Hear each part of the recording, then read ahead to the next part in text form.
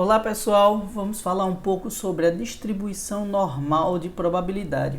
Esta aula está dividida em 3 vídeos. O primeiro vídeo é sobre a apresentação da distribuição como um todo. O segundo vídeo, cálculo das probabilidades da distribuição normal no RStudio, utilizando a linguagem de programação R. E o terceiro vídeo, o cálculo manual. Então, fiz isso para diminuir a extensão de cada vídeo e você ir direto ao que você está precisando, tá? Então vamos lá, vamos começar aqui entendendo o que é uma distribuição de probabilidade, seja ela normal ou não. Eu já vou colocar aqui na tela uma distribuição normal, mas serve como qualquer outra, serviria do mesmo jeito. Vocês estão vendo aí na tela uma distribuição de probabilidade. Então, no eixo das abscissas, no eixo horizontal, nós temos os valores, tá? Então, nesse caso aqui são alturas de pessoas em centímetros, tá certo? E aqui ficam as alturas, então se você mede 1,70 exatamente, você está aqui nesse ponto. Se você mede 1,90 você está aqui nesse outro ponto aqui à direita. E isso daí é como eu falei, é a ocorrência. No eixo das abscissas tem o valor que você está obtendo. E no eixo das ordenadas, aqui onde está escrito probabilidade, são as probabilidades de ocorrência daquilo. Então, nesse gráfico, a gente percebe que entre 1,70 e 1,80, entre os valores de 1,70 e 1,80, nós temos uma grande ocorrência de valores, né? Você tem muita gente aqui, ó. A probabilidade de ocorrência de uma pessoa entre 1,70 m e 1,80 m é bem maior do que as demais. Então, basicamente, isso é uma distribuição de frequência. É um gráfico onde você tem uma linha, né? Nesse caso seria uma linha, distribuição normal, e a parte de baixo representa essa área abaixo da linha, representa as probabilidades de ocorrência. Nesse caso, alturas, então a altura mais próxima à média é mais gente. Então, isso aqui é uma distribuição de probabilidade. Essa distribuição é normal e a gente vai ver como é que funciona, o que é que tem numa distribuição normal. Bom, primeira coisa, a gente tem que entender por que a gente vai estudar a distribuição normal de probabilidade. Primeira coisa é porque é uma distribuição, a mais importante distribuição contínua que tem. A estatística do mundo, a estatística inferencial do mundo se sustenta na distribuição normal. Dentre outros, mas um dos pilares da estatística inferencial do mundo é a distribuição normal de probabilidade. Então, é a mais importante distribuição contínua.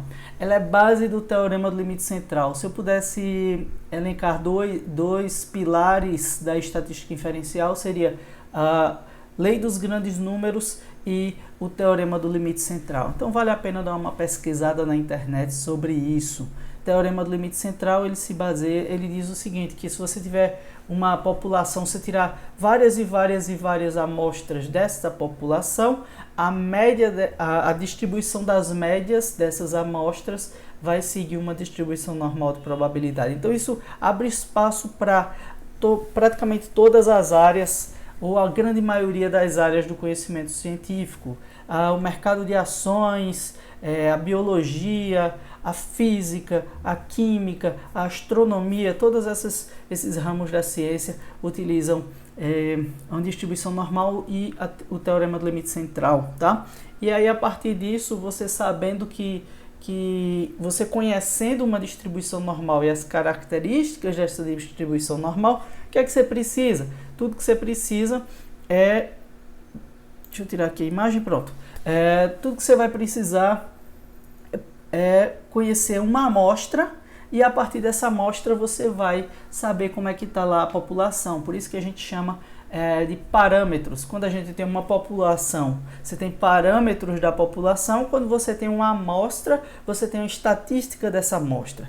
Só que aí, se você tiver uma distribuição normal, mesmo com uma amostra, você vai ter parâmetros populacionais. Então, o importante, o grande diferencial da distribuição normal de probabilidade é que, se você tiver apenas uma amostra, ou seja, apenas com uma amostra, é possível você tirar conclusões sobre uma população, tá? Então, é importante pra caramba e tá praticamente em tudo que a gente faz a distribuição normal de probabilidade. Características de uma distribuição normal. A primeira delas é a média, moda e mediana iguais. Está lá no meio. A variância é constante. Se tirar subamostras, a variância dessas subamostras será semelhante. E é uma distribuição simétrica. Ou seja, quando eu mostrei o gráfico a vocês, tanto o lado direito quanto o lado esquerdo tem o mesmo formato, digamos assim. O mesmo desenho. Vocês percebam que este lado aqui, deixa eu pegar de amarelo, este lado aqui, o formato da curva do lado direito é o mesmo formato da curva do lado esquerdo, é como se fosse espelhado, tá? Então é basicamente isso que a gente tem, uma distribuição simétrica. Ela também tem uma característica específica de curtose, que é a inclinação da reta, tá? E terceiro, uma distribuição contínua. O que é uma distribuição contínua? É que dentro daquele intervalo você pode assumir qualquer valor. Então, se você disser valor 100, ela pode ter 100, 101, 100,12, 100,128 e assim segue. É uma distribuição contínua, pode assumir qualquer valor dentro daquele intervalo. É diferente de uma distribuição discreta. Quando você joga uma moeda, você pode sair cara ou coroa, não sai cara, vírgula 2, não pode, é um ou outro. Quando você lança um dado, o dado também segue uma distribuição discreta. Você tem que tirar 1, 2, 3, 4, 5 ou 6. Você não tira 1,1 no dado. E são exemplos de distribuições discretas. Nesse caso aqui, a distribuição normal de probabilidade é uma distribuição contínua. Se vocês olharem aí, isso é uma distribuição normal, o gráfico de uma distribuição normal de probabilidade. Ah, professor, tá aparentemente tranquilo, mas por que a gente usa isso? Olha, eu vou mostrar a vocês por que a gente dá tanta atenção a uma distribuição normal de probabilidade. É porque é o seguinte, se eu tenho apenas uma amostra e essa amostra seguir uma distribuição normal de probabilidade, eu posso tirar conclusões sobre a população, tá certo? Então eu vou saber de uma população, vou saber o que de fato acontece. Então vamos lá. Por que é útil saber tirar esse tipo de informação? Dê uma olhada aqui no gráfico e imagine que isso daqui são alturas das pessoas, tá? Em centímetros, como eu falei. Aí você vai dizer, professor, qual a probabilidade de uma pessoa escolhida ao acaso ter mais de 1,90 m? O que você vem? Você vem aqui onde tem 190 centímetros, a gente traça uma barrinha vertical aqui. E o que é que nós temos? Essa área aqui à direita do gráfico, que eu estou pintando, esta área aqui à direita representa a probabilidade de uma pessoa ter mais de 1,90 m. Então, pegando uma amostra apenas, uma amostra aleatoriamente distribuída, eu consigo tirar conclusões sobre a população. Então, a partir da amostra, eu consigo saber qual é a probabilidade de uma pessoa ter mais de 1,90 m. Mas, professor, legal. Tem mais alguma aplicação? Tem. Quantidade de abelhas em uma colmeia, proporção de várias coisas. Que mais?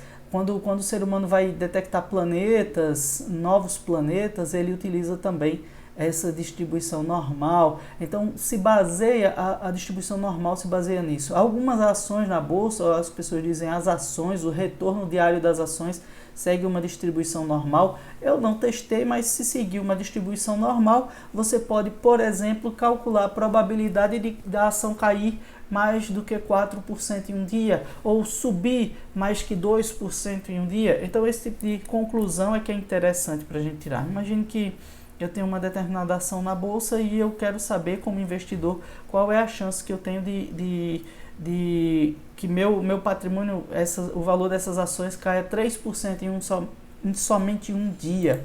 Então, eu utilizo para isso, tá? Então, daí a importância da distribuição normal de probabilidade. E a distribuição normal, como é que eu faço esse tipo de cálculo? A gente chama de score Z, tá? Professor, o que é um score Z? Como é que eu calculo essa probabilidade? Você acabou de falar que a grande diferencial da distribuição normal de probabilidade é exatamente poder fazer isso, ó. É separar quem tem mais de 2 metros, por exemplo. Na verdade, é calcular a probabilidade de que uma pessoa tenha mais de 2 metros. Ah, beleza, tranquilo. O que a gente faz? Tudo que a gente precisa é calcular esta área aqui. Aí você diz, professor, e como é que eu faço? Porque se eu olhar seu gráfico, se eu olhar sua distribuição normal, a média é algo em torno de 175 e o desvio padrão é algo em torno de 10. Então, como é que eu faço para saber a probabilidade de quem tem mais de 2 metros? Pessoal, é muito simples, tudo que você vai precisar calcular um score Z. Professor, como é que eu calculo o score Z? Dá uma olhada em cima à esquerda aqui. O score Z vai ser o valor que você quer, nesse caso seria 200, menos a média da população, que eu vou botar um Mi aqui, não está muito bem desenhado, mas é um Mi grega, e embaixo um sigma, que representa o desvio padrão da população. Então, tudo que eu preciso é a média da população, que neste caso aqui está a 1,75 m, o desvio padrão, que neste caso é 10. Então, já é dado a você média e já é dado a você desvio padrão. Então, tudo que você precisa é descobrir, informar o valor que você quer, que nesse caso seriam 2 metros, né? 200 centímetros, e a partir daí você consegue descobrir a probabilidade. Tudo que você precisa é de um score Z, depois verifica numa tabela este score Z.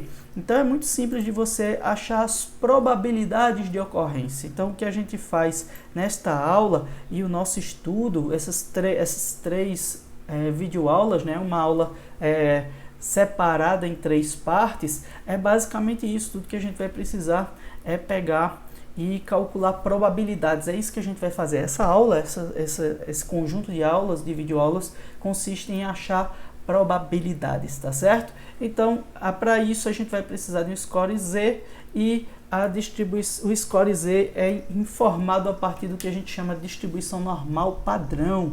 Ô professor, qual a diferença de uma distribuição normal para uma distribuição normal padrão? Seguinte, distribuição normal pode ter qualquer média e qualquer variância, desde que ela siga determinadas características de curtose e assimetria, tá?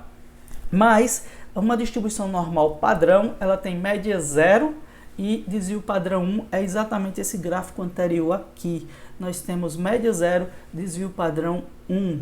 Então, o que é que as pessoas fizeram? O que é que os estatísticos fizeram? Eles calcularam todas as probabilidades, ou pelo menos grande parte, fizeram uma tabela bem completa de probabilidades na distribuição normal e criaram essa tabela e distribuíram essa tabela. E tudo que a gente precisa fazer é converter a nossa distribuição normal em um score Z da distribuição normal padrão, e a partir daí a gente calcula. Apesar de parecer confuso a princípio, é uma operação muito simples, pessoal. Você vai precisar somente pegar a média da sua população, o desvio padrão da sua população e o valor que você quer, e a partir daí a gente encontra a probabilidade